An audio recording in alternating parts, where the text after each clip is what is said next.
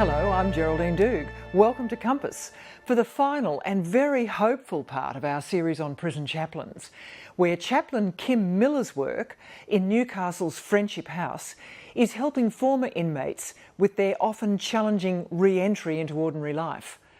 So here we meet volunteers Jeremy and Gary, who've each found very different ways to give their lives meaning by helping others.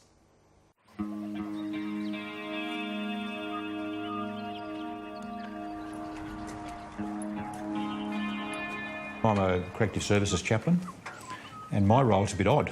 I'm the only chaplain out in the wild instead of being locked up. I was chaplain at Bathurst Jail for 10 years or so, and then was asked to kick off a bit of an experiment of community chaplaincy.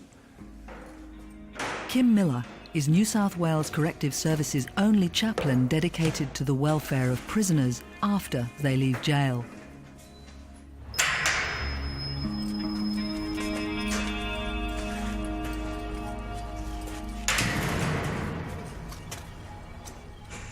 Being in jail is like being in the space shuttle.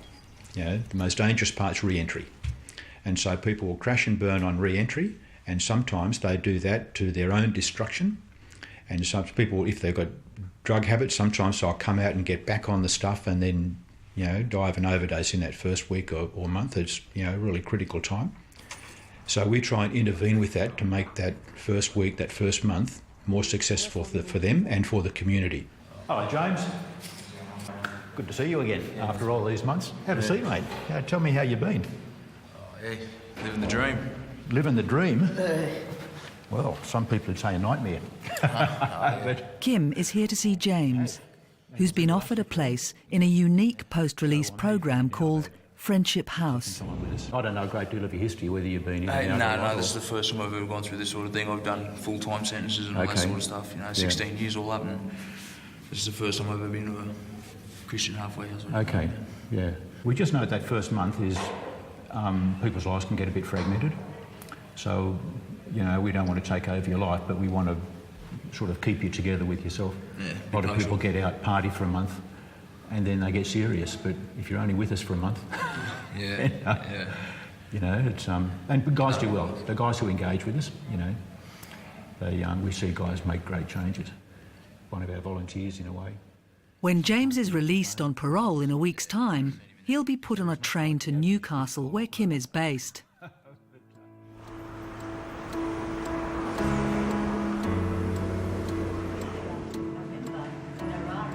Friendship House started in 1995. Several hundred men have been supported since then. When Dave arrived, he was met at the station by 2 Friendship House volunteers. Dave, is it? Yeah. How are you, mate? Paul. Hang on, Paul. Peter. Nice to meet you, mate. Have a good trip? Yeah, what did you think? Oh, when I got here, I didn't even know. I didn't even know what these guys were going to look like, or if they knew what I looked like, or anything.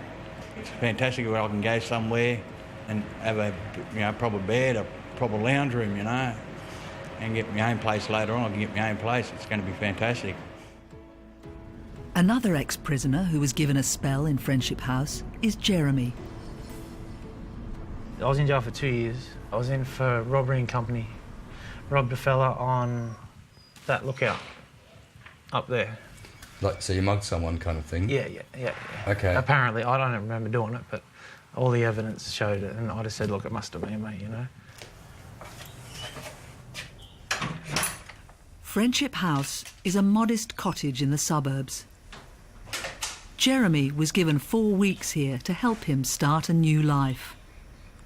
I heard about it through parole, actually. I needed a place to go because I had nowhere to go, and they said this might be an option, and so I applied for it. And it's a very select group that comes in here because there's only 2 people a month come into this house, and there's a lot more than 2 people a month get released from jail, you know. Well, Friendship House pretends to be a halfway house for guys to come out of jail to on their way back to the outer world. It's not quite like that. That's just only one part of it. It's really a re-entry program, and the accommodation side is one element of what we do. I would have been lost, because when you get out of jail, they don't tell you where you can go or anything. They just release you with your paperwork, with your release paperwork, and send you on your way. So I would have been freaking out because I wouldn't know where I'm going. I would have spun right out, and I may have even picked up and started using again, you know. Oh, it's so much relief knowing that you're going somewhere, and you're going somewhere that's like, it's protected, and it's a lovely thought, and it's a lovely place.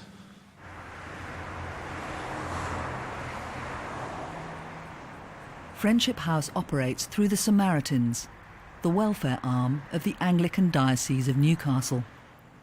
Its aim is to provide physical and moral support to communities or people in need, including newly released prisoners. Here we are. Righto, mate. Hello. It's Peter, mate.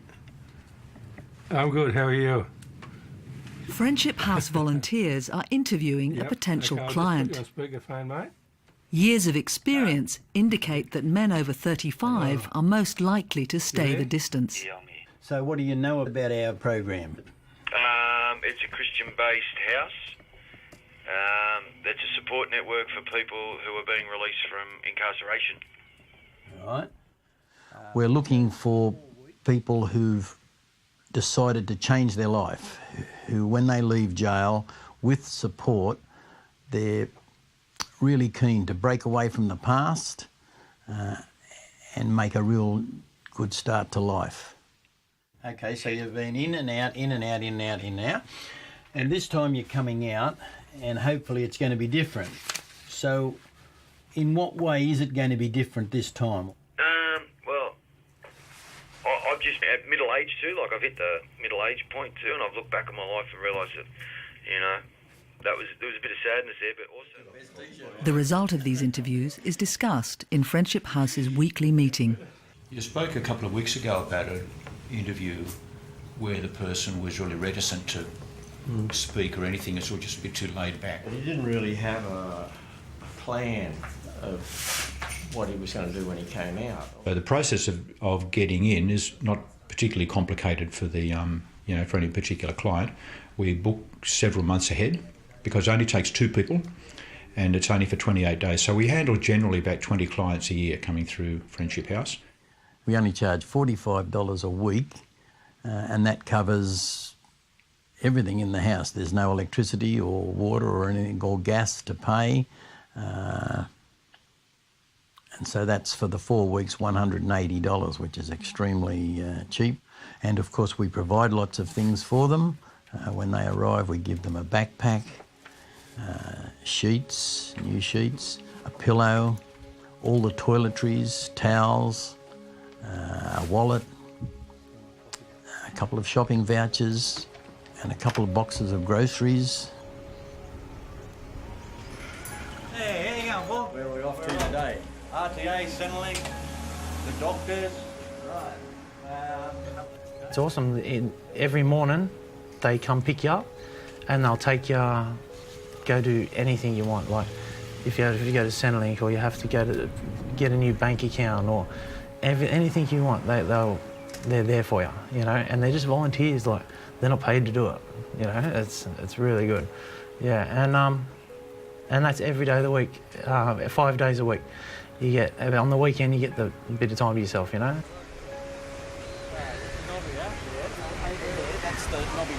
Nearly everyone, when they leave jail, has no money, except the crisis payment that they're given, which is about $260.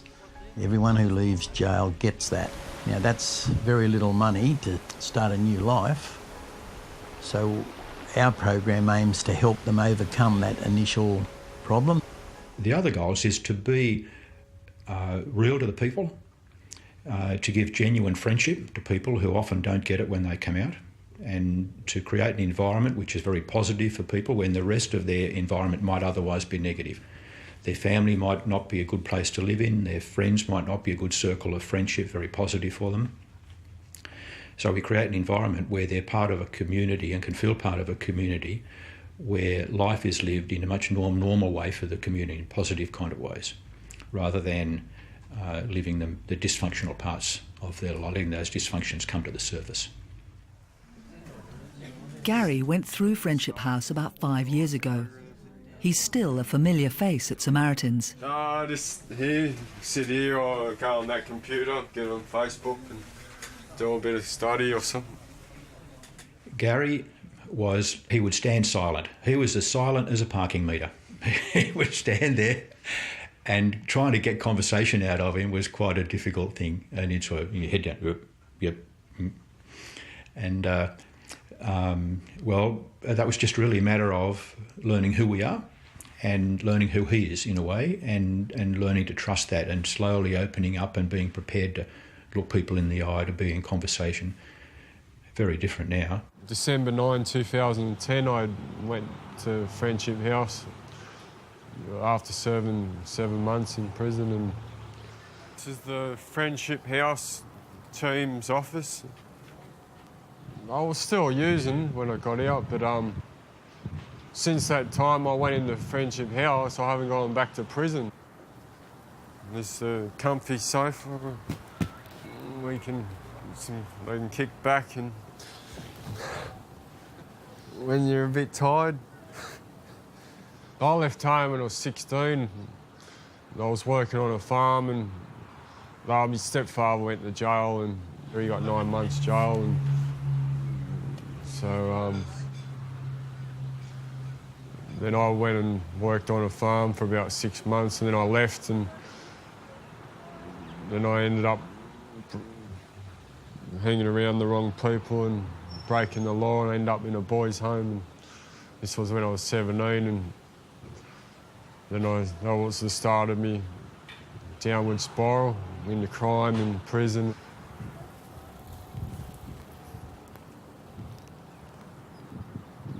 These are some of the nice gardens and a few trees. And over 8 years for armed robberies and burglaries, and because I couldn't hold a job down, I couldn't hold my accommodation down because all my money went on gamble. And then I'd get angry, and then I'd go and do a crime to get money so I could gamble and live. Although the stay at Friendship House is limited to 28 days, the care goes on much longer. They helped Jeremy find more permanent accommodation. He's now in an airy flat not far from the ocean, and it's giving him a chance to battle his addiction and mental illness. I've been a drug addict my whole life, I was. And starting on pot and just moved on, and speed and Xanax. Yeah, alprazolam, yeah. Yeah, them two mixed together is worse than heroin. Way worse than heroin. Oh, it turns you into a psycho. You've got this new ice stuff, and I swear when you've been on it for a few days and you don't eat and you don't drink, and my height, I've been 62 kilos one time, and I swear it eats your brain in the end. When there's no food left, I'm pretty sure that it does start eating your brain. And I swear I've got a bit of brain damage from that.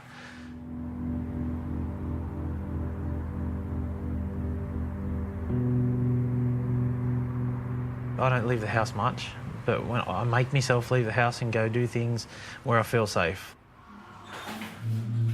Good to see you. Have a seat. Good to see you. Kim has been helping Jeremy try to overcome the agoraphobia that curtails his freedom. Well, let's go from home, your place, you walk out of home, you go for a walk down the walkway then, at the top of the hill. Walkway's not good. It's not good? What happens to you there? I just freak out. Can you tell us why? Identify what emotion you're feeling when that happens? Yeah. Fear of being taken away and tortured to death. Right, okay, so you think there's people who'll do that to you in that environment? Yeah. That's the other way around. There we Thank go. you very much. Thank you. Yeah. So you know that the place isn't crawling with people who are going to take you I do away. know that, and I do know it's a It's not real. Yeah. But yeah. it sort of is real because Well, of something the anxiety is real. Yeah. And what we've spoken about when we're talking about this before was that it's one part of your head telling lies, and one part of your mind telling lies to another part of your mind. Yeah. So you've got to tell that part to, hey, calm down a little. Yeah. When I have like a panic attack, it feels like, sometimes it feels like my heart's going to stop. Yeah? It's like my chest just clenches up. All right. And I liken it to... Have you ever been in a car accident? I have been in car accidents. You know that feeling as it's happening? Everything slows down. No, but that fear. Yep. That's anticipation. Yeah, you think you're going to die. You're about to die, and that's what it feels like. So the goal, I think, would be we sort of do some more work, and just counselling kind of stuff. Yeah. But the goal would be to move from anxiety to, let's say, planning for what is happening rather than anxiety over what might happen. Yeah. That makes sense. It does. Yeah. A lot of this is really sort of.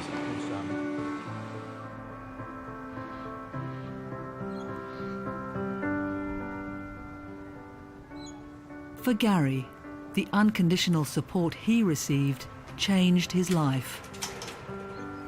He was on and off a little bit back in those days, and gambling's a problem, and that's been a problem for a long, long time, which he speaks quite openly about. And the drug use got worse and worse and worse. At one point, we'd still be working with him, but he kind of disappeared for a while, and then went into this very deep ice use and total chaotic psychosis. And that was when something clicked inside, and he said, "I've got to leave this behind." I just said, I'm not living this life anymore. I'm not going to go back to prison. I'm not going to... Because the way I was going, I was either going to be dead in 6 months or in prison. Then I don't want to... I want to live a good life and not go back to prison.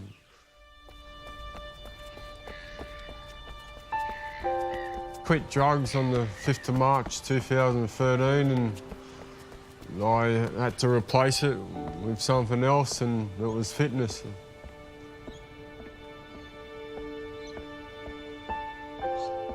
He found something he's good at, which is the running. He's just got the body for it. He's got the skill for it, and he's got the stamina for it. So I think those qualities are already in there, but they were just locked up by the kind of childhood that he had, and they were never promoted out of him. In May of 2013, I competed in the Maitland River Run, and there was 373 competitors in a 7K race, and I came 6th out of 373 competitors with no training. So I thought, I enjoyed it. Since then, Gary has run in a couple of City to Surfs and a couple of triathlons. He also ran 7 marathons in 1 year.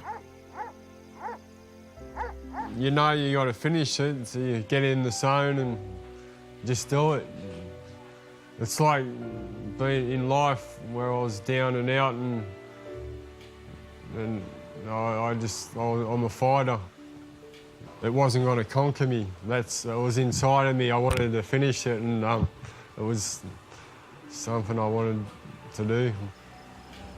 I stay motivated by planning my next run and raising money for the next charity, because I've raised over $7,500 for about 5 charities now, and that's me driving life, to give back to the community. And because I just took for over 15 years, and I thought about myself all the time, and the motivation is to get better.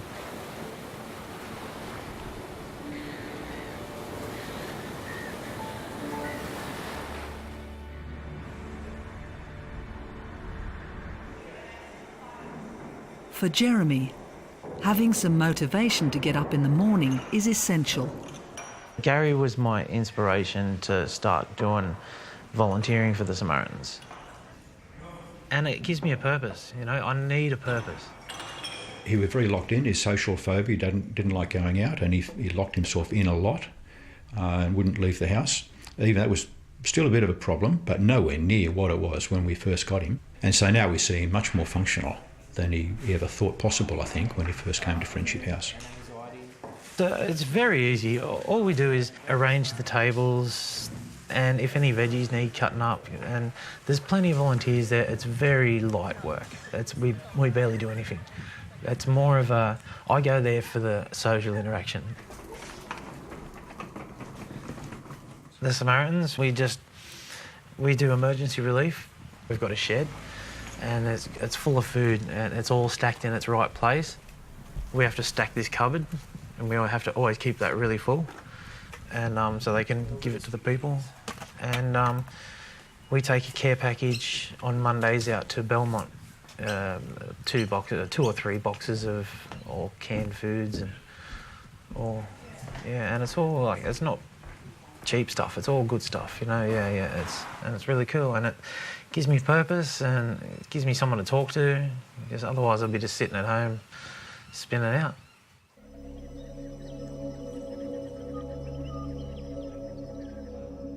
It's a week since Kim met James inside Lithgow jail.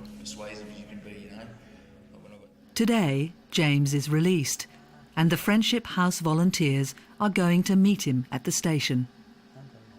But already there's a problem.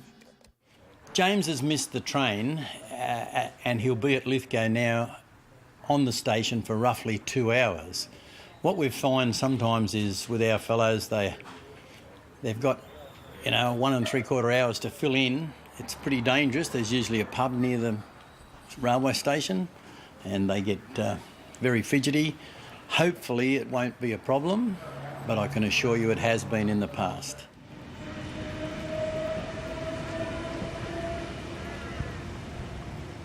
The train James should have arrived on has been and gone, but there's no sign of him. Well, he should ring, you know. I wouldn't, he knows where to get off, he knows to ring us, but with him not making contact from Lithgow, it's just a bit of a concern.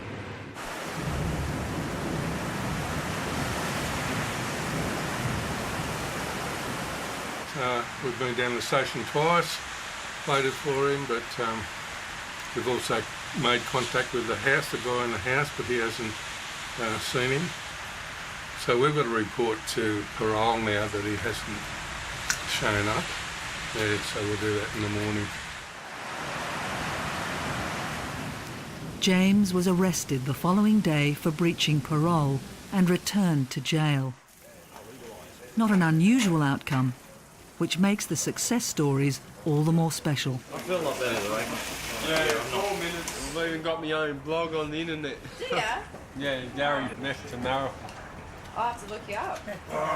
I want to get a job, and I don't want to be on Centrelink. I want to, all my life, I want to make something of my life.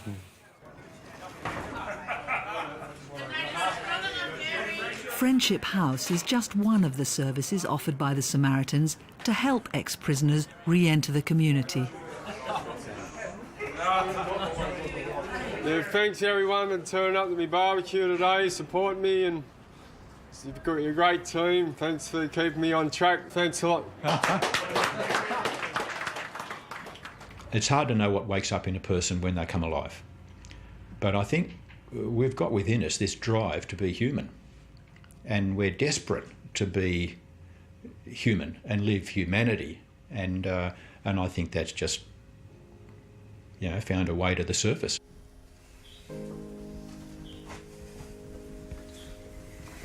Since his time at Friendship House, Jeremy has managed to steer clear of drugs and is conquering his fear of the outdoors.